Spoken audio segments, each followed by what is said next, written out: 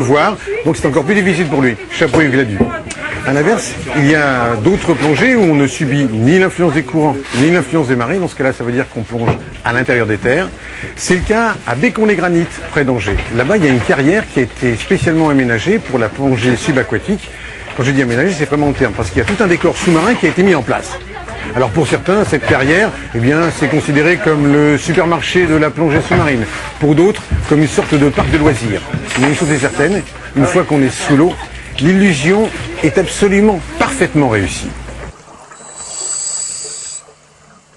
On leur a fait miroiter bien des merveilles. On leur a parlé de la statue, en plastique, et un peu incongrue, c'est vrai, d'un vieux chef indien. Là-bas, là où il fait toujours nuit, par 50 mètres de profondeur. On leur a aussi parlé d'un étrange crucifix planté au milieu de nulle part, en mémoire peut-être d'un ouvrier mort au travail dans la carrière, qui sait. On leur a surtout vanté l'épave, un peu angoissante, mais tellement belle, d'un ancien chalutier breton.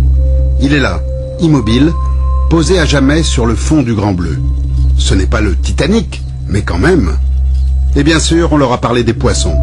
Ce ne sont pas des barracudas, ni des requins, ni des raimentas, mais des poissons rouges et jaunes, à dire vrai des carpes koi du Japon. Inoffensives, et cela va de soi, muettes. Et enfin, c'est le clou du spectacle de ce parc d'attractions sous-marins. On leur a surtout parlé d'un avion à réaction, un vrai, pas une maquette, une idée lumineuse, un joli coup de marketing, un fouga magister, un fouga magistral.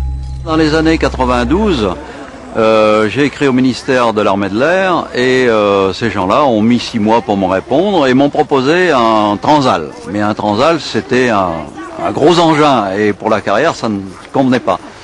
Et puis par la suite, ils m'ont proposé un Fouga Magister et c'est comme ça que nous avons fait l'acquisition de ce Fouga Magister. C'était une aventure, nous avons fait une grande manifestation, une fête, il y avait un grutier qui nous a amené le Fouga Magister au-dessus des arbres. Il a fait d'ailleurs son dernier vol avant d'être posé et immergé à 15 mètres de profondeur.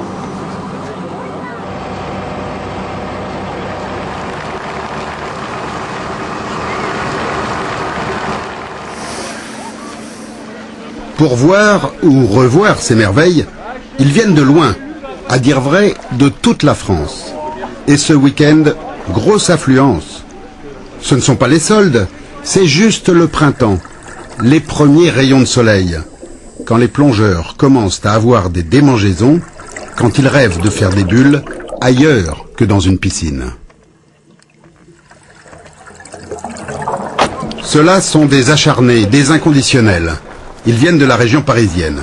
Ils sont 10, 4 moniteurs, 4 plongeurs de différents niveaux et 2 gentilles accompagnatrices. Retrouvailles. Toi aussi, ça va. Bonjour mon grand. Vous venez souvent?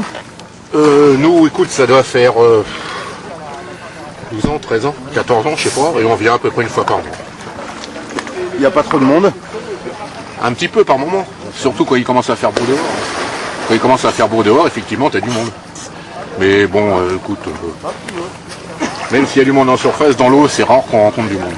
On croise quelques palanquets, surtout dans les zones des 15-20 mètres, parce que là, effectivement, il y a beaucoup de personnes, mais dès que tu descends un petit peu plus, c'est vraiment intéressant. Et quand tu vas au fond carrément, alors là, il n'y a presque plus personne. Ça, c'est impeccable pour nous.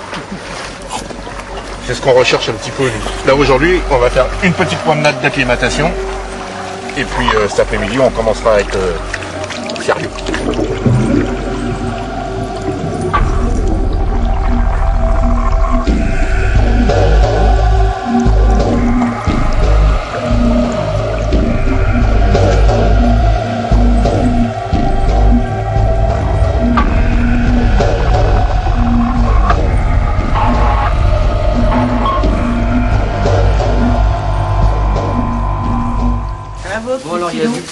Casse-croûte réparateur après une heure passée sous l'eau. Réputé difficile, le matériel est lourd et encombrant, la plongée, qui trouve son origine dans l'armée, est une activité encore très masculine. Mais il paraît que là aussi, ça change. Des 30-35, hein. Non mais attends. Il y a un problème là. Hein. Catherine, non, si elle est ouverte. Il faut vérifier le matériel, Sacha. Oui, j'ai vérifié juste ça. Pourquoi très peu de femmes pratiquent la plongée? Ah, aujourd'hui, il y a beaucoup de femmes. Parce que, par exemple, moi, je commençais à plonger à 28 ans. Et quand je commençais à passer mes examens, j'étais la seule femme parmi 10 hommes, 15 ans. Et aujourd'hui, il y a énormément. C'est dur physiquement la plongée? Non, c'est pas difficile. Parce que déjà, quand on est dans l'eau, on ne sent pas son poids. Quand on passe les examens, oui, bien sûr, c'est toujours difficile comme chaque examen. Mais quand on plonge, non, c'est le bonheur. Le bonheur en apesanteur. Parce qu'ici, tout est facile et pratique. Il n'y a pas de marée, il n'y a pas de courant, et il n'y a pas besoin non plus de disposer d'un bateau pour se rendre sur le site de plongée. La carrière de la Roche Bleue, c'est à la fois un studio de cinéma, la preuve, et un supermarché où tout est à portée de main, où il suffit de se servir, de prendre. Le supermarché des bulles.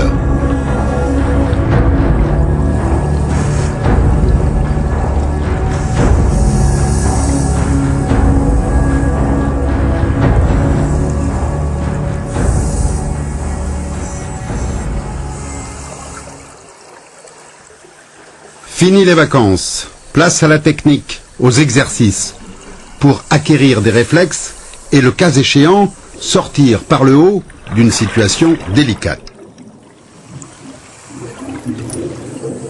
Sur des grilles en acier suspendues à différentes profondeurs, les plongeurs apprennent à vider un masque qui s'est rempli d'eau, à donner de l'air à un voisin qui n'en a plus, à remonter en surface un plongeur mal en point. Le b.a.-ba du métier. Moi, en tant que président de club, c'est clair que c'est très pédagogique comme lieu. Parce que on forme nos adhérents à plonger, bien entendu, et bien souvent, la destination de plongée, ce sont les mers chaudes, avec une extrême visibilité, avec une température formidable. Au niveau des plombs, s'il vous en manque ou quoi que ce soit, vous nous le dites. Vous vous souvenez des réglages? Non? Tu vides tout, tu vides ta bouée, tu te mets dans l'eau, tu souffles, tu dois t'enfoncer jusqu'à mi-mètre. Et en fait, ce but de venir plonger en carrière, ça, d'abord pour nous, ça nous aide à organiser des sorties en milieu naturel à moindre coût. Et deuxièmement, à faire voir à nos élèves que les conditions de mer peuvent changer et devenir un peu plus rigoureuses et un petit peu plus dures, telles que des températures, telles que la visibilité principalement, qui peut être beaucoup plus réduite que, par exemple, en mer Rouge ou des choses comme ça, ou en Méditerranée. Et c'est très pédagogique pour nous, oui, tout à fait.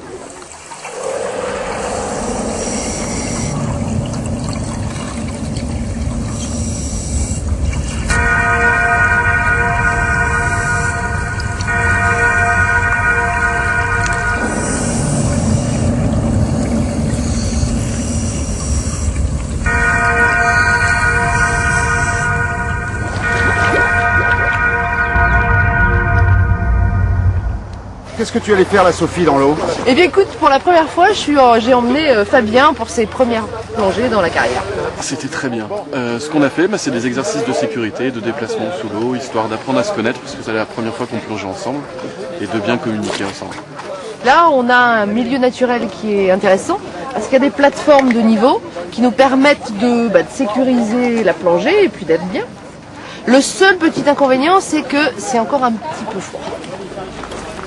Il manque encore chaud.